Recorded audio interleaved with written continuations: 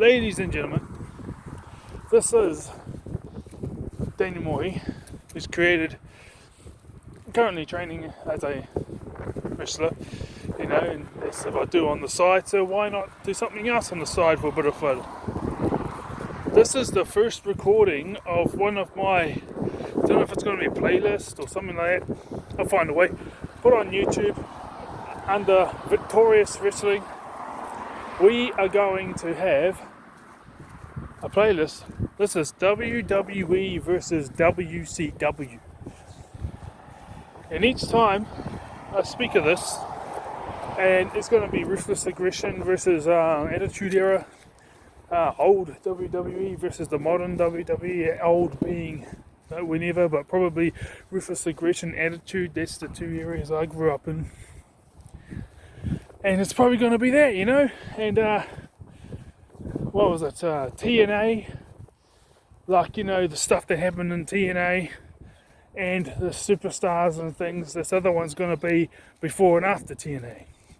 And of course WWE versus AEW. Why not put your time into doing hobbies you like, eh? And if you're new to this channel, don't forget to hit the subscribe button with an Austin 316 and maybe a like with a spear with a who's next.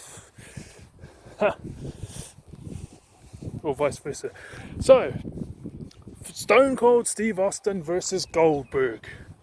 I personally think that, now looking back on it, I personally think that if Stone Cold Steve Austin was around today, if he was born in a different time period and he was brought up and he became a wrestler in this area, like in this era, the time we were in now, and he portrayed the same character, which is what he probably won't do, because he'll probably be a very intelligent man who can come up with these new ideas,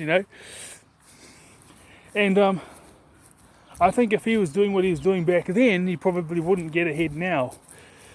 Simply because at that time period, he suited that time period of the Attitude Era, which meant that those with big attitudes and, that, and bullies and pushovers, not pushovers, bullies and people who go around pushing people around were deemed to be cool, so the crowd got behind them.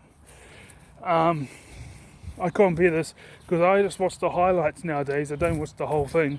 I watch the highlights, and I do my training. I did 2 years worth of martial arts before I started training up, so I'm only a newbie when it comes to the wrestling. But I've been watching it ever since I was a kid. I didn't even know we had it in our country because it's so small in our country, but I love it, And so, this is New Zealand I'm talking about, my country. And Stone Cold Steve Austin was better for Goldberg in that sense. His time period. He was right for the time period, and he was my wrestling hero growing up. Because he gave me. There was, I suppose, the character that Vince was portraying back then was also a bit of a bully, but he was a indirect, manipulated others to do his bidding type of bully. So Stone Cold was a direct one, and I don't think he would go and take out randoms. It seemed to be guys who came out to the ring, or he went to the ring and they just happened to be there. So that makes him well justified. As for Goldberg, in my opinion, what made him better than Stone Cold Steve Austin, that was they all had their positives and where they were better than each other at, so they had their bits where they were better than the other one and not so good to the other one. For me, what made, in the areas where Goldberg was better, was he was a hero. I wish that they made it that he had alliances and things like that. Well, mind you, WCW went off air in our country, I think it was 1999. So this is the Goldberg that we knew, was the undefeated streak, all that type of stuff, and maybe for about a year or so afterwards is what we saw, and then that was it. We went off our air in New Zealand. But WWE has been on air since I can ever remember. And so yeah, Goldberg was a hero. He had his purpose behind beating the holy snot out of everyone was, one, to stand up for his colleagues, and this is the character, to stand up for his colleagues, to stand up for the organisation that had given him employment and given him a place to work and make a big income, as well as to kick everyone's ass to prove he was the best. Now, I know that they're pretending, but there's a lot of physicality to it, like the fact of the matter is where I'm going, where we train, we've been training on this mat and it's all pumped up and everything, but when we get on it, there's also a boxing ring right nearby, and it is probably about half as hard as the boxing ring. And then when we set up the wrestling ring and did a show in Hawke's Bay, because they're training us, a group of us up to start doing regular shows and all that, the ring was probably about 2/3 as hard as the actual boxing ring.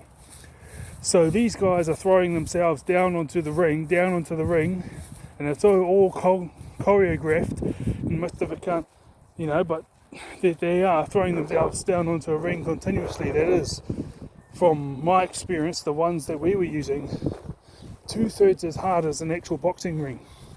And what about those guys that go flying off the top rope onto the mat, onto the ring, There's a lot of physicality there. And I've actually met some of the fighters, or performers, or they call them performers and stuff, because it's all half showmanship and it's all choreographed. And a lot of the strikes they were doing, it was just basically choreographed real moves. Like this guy called Jake Sheehan from my IBW. Because I did Taekwondo for 2 years and MMA for a couple of months, and I used to do boxing for fun just to keep fit, but I didn't really do it regularly. And he was doing most of that stuff, but it was all choreographed and they replanned it. But still, if he applied those moves for real, it would beat someone up, And so, anyway, Goldberg was a hero, so I preferred Goldberg's. Looking back as an adult, I prefer Goldberg's character. I do think that they both had a weakness, which was they were unadaptive, which means someone with big brains. I suppose that's why they create these characters, like you got these characters that have got massive ass strengths, but they also have massive ass weaknesses. They're all like hard out, this is my opinion, they're all like hard out extremities in one area and got nothing in the other, so that the other one can get the upper hand that way. That's why you had a balls to the walls guy like Goldberg, and you had a manipulative little person who got everyone else to do his bidding called Raven. That was his character. I like it looking back then, and looking back, at the intelligence he had and being able to relate to him in many ways. But then I was able to deal with all my own demons, or the majority of them, and it's not very relatable to the me of today. But yeah, if Goldberg and Stone Cold Steve Austin were around today, who do I think would be the most successful in today's climate? Now, obviously, Stone Cold is a bigger legend because he was around at the right time. Again, I say, if he was around today, he would have adapted as a character accordingly to fit today's audiences. So we're going by the characters that they portrayed back then, if they didn't change it one little bit. Guys, yeah, I honestly think that if that was the case, and they didn't change any of their characters one little bit, and they were exactly the same as when I was growing up watching it, I think that Goldberg would be more successful, because you got the likes of, the AOP. He could come out and save the day when, if he was a Goldberg at his prime, go out there and save the day. You got the AOP 3-on-1 beatdown on someone, and this happens for 3 weeks or so, and then on the fourth episode they go out to do it again, and then Goldberg comes out and just spears them all, spears all 3 of them. You know, you got Braun Strowman, obviously Brock Lesnar, but that's been taken. He's already been there, done that, but you can still develop a storyline on that, but that's what I'm saying. Yeah, and obviously if Goldberg went to AEW, you got the Inner Circle going.